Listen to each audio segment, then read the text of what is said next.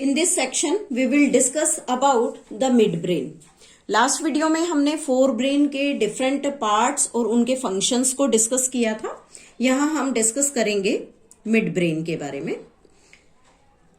Generally अगर बात करें तो मिड ब्रेन में कोई भी स्पेसिफिक पार्ट नहीं होता, लेकिन फिर भी मिड ब्रेन में कुछ स्पेसिफिक लोकेशंस होती हैं जो हमारी बॉडी में डिफरेंट फंक्शंस को परफॉर्म करने में हेल्प करती है। तो सबसे पहले एक छोटा सा डायग्राम हम यहाँ पर ड्रॉ करेंगे मिड ब्रेन के अंदर प्रेजेंट डिफरेंट पार्ट्स को समझने के लिए। Basically this is the portion of the thalamus and there is present the pineal body, and below this pineal body there is present the two lobe-like structure, and these two lobe-like structures attached with one another, having the small lobes present below them. इनके just नीचे यहाँ पर छोटी lobes present होती हैं और उसी के साथ यहाँ कुछ फाइबर लाइक ट्रैक्ट्स प्रेजेंट होते हैं। These are the fibre like tracts जो कि यहाँ पर बेसिक इन दोनों लोब्स के नीचे प्रेजेंट होंगे। There is present also the lobe like structure and with them there is present the small fibres.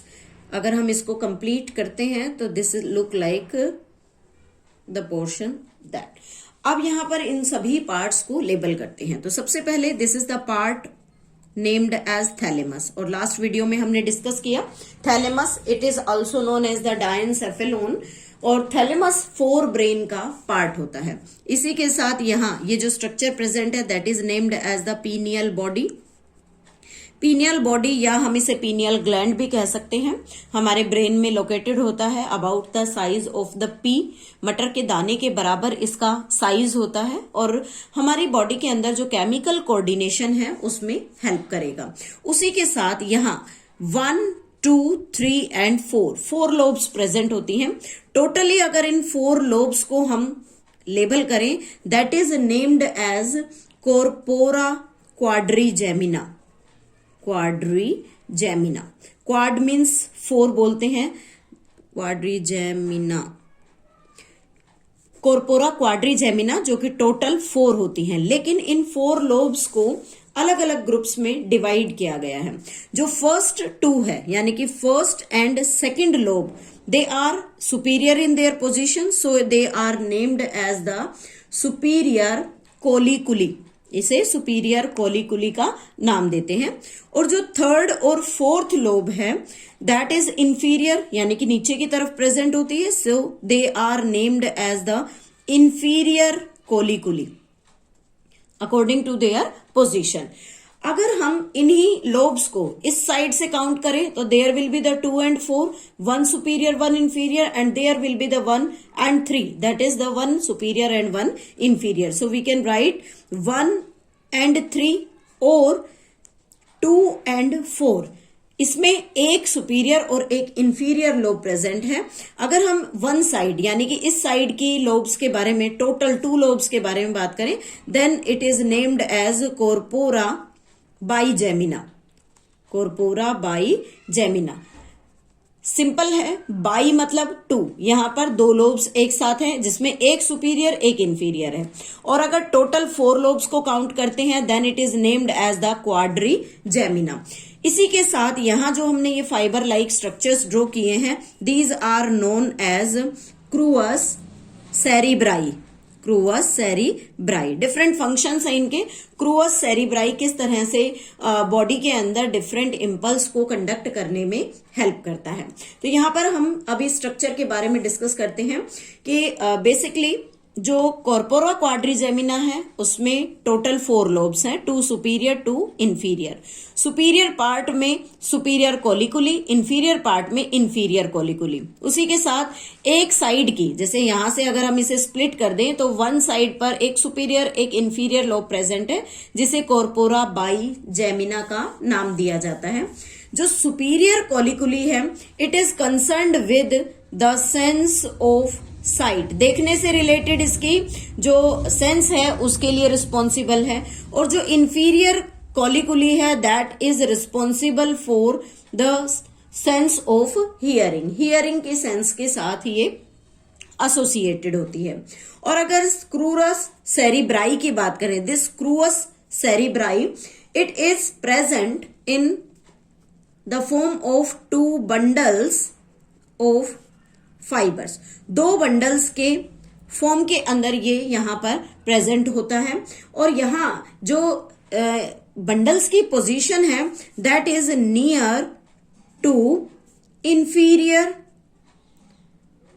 Surface of midbrain, surface of midbrain, midbrain के inferior surface के पास ये present होता है। और इसका basic work क्या होता है?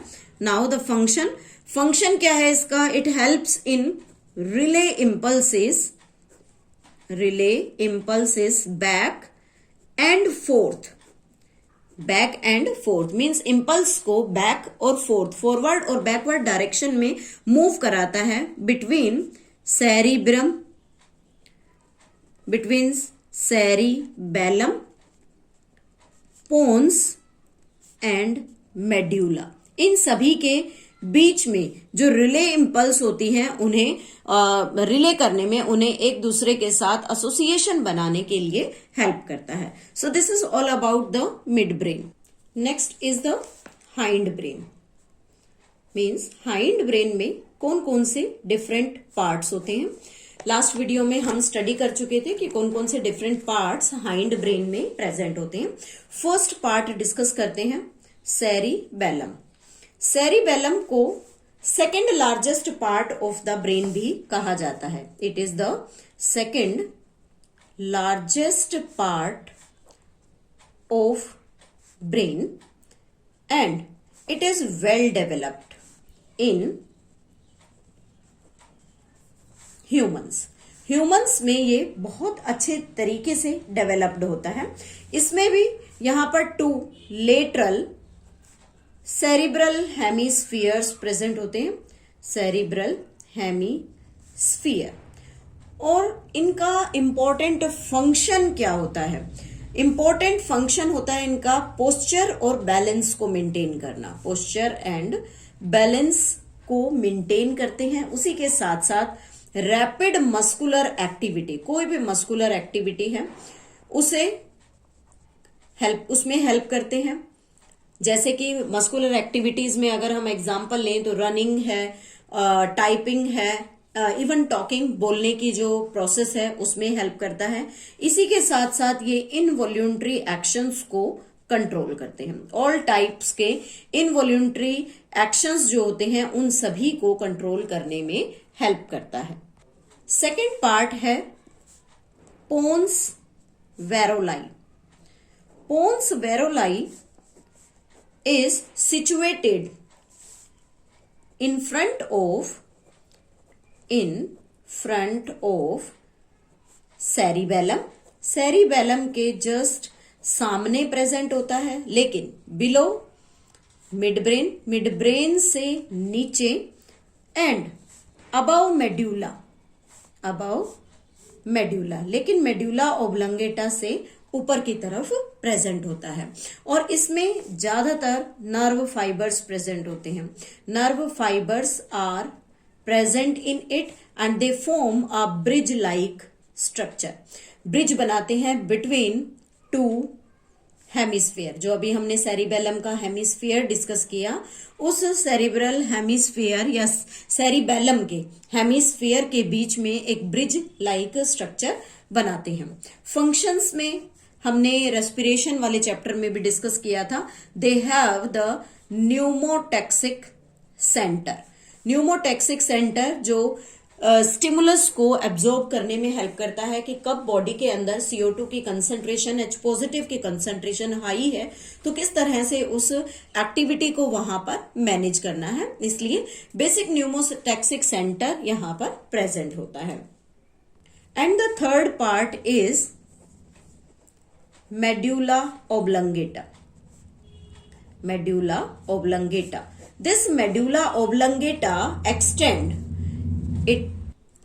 extend from pons veroli varolii above, ऊपर से पोन्स वेरोलाई के साथ इसका कनेक्शन होता है, एंड इज कंटिन्यूअस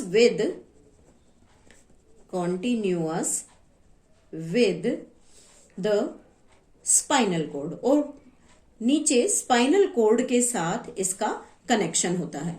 इसकी जो शेप है वो पिरामिड लाइक होती है, पिरामिड लाइक शेप ये फॉर्म करता है।